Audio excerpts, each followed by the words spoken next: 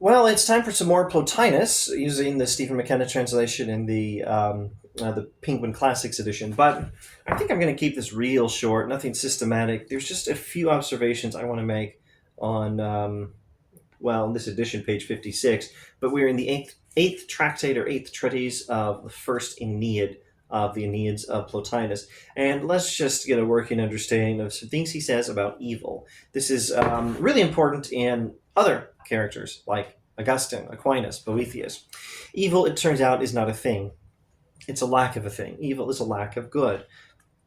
Those inquiring whence evil enters into beings, or rather into a certain order of beings, would be making the best beginning if they establish, first of all, what precisely evil is, what constitutes its nature, etc. But a difficulty arises: by what faculty in us could we possibly know evil? All knowing comes by likeness. Who could imagine evil to be... let's not skip that sentence. All knowing comes by likeness. The intellectual principle in the soul, being ideal forms or no ideal forms, and would have a natural tendency towards them. But who could imagine evil to be an ideal form, seeing that it manifests itself as the very absence of good? If the solution is that the one act of knowing covers contraries, and that is evil is the contrary to good, the one act would grasp good and evil together. Then to know evil there must be first a clear perception and understanding of good, since the nobler existences precede the baser and are ideal forms, while the less good hold no such standing, and are nearer to non-being. All right, I got to see if I can paraphrase or summarize all this, and I think there's only 3 points we really want to grasp here. All right, point 1. Evil is not a thing in itself. It's an absence of good. Point 2. You want to understand something. If you want to understand something, you have to be like it. All knowing comes by likeness. The soul is a non-physical thing, and that's how it's able to know non-physical reality. But since evil is not a thing, that raises a question: how can we know a non-thing, since knowing a thing involves being like the thing, and how can you be like a non-thing?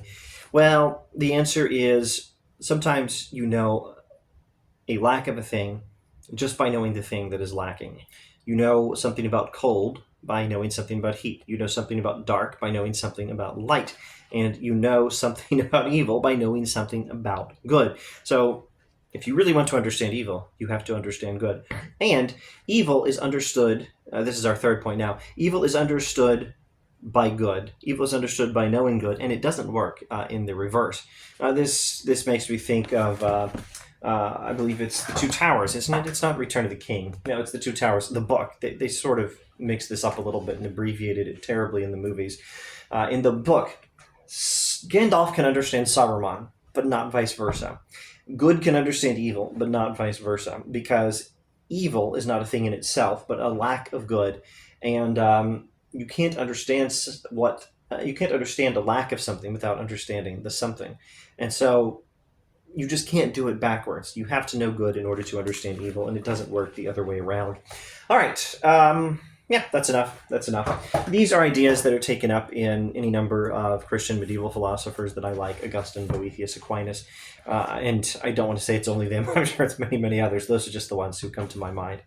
And we'll do some more Plotinus. I don't even know what we're doing in Plotinus next, but maybe we'll just do the next page and see what we find. Anyway, thanks for watching.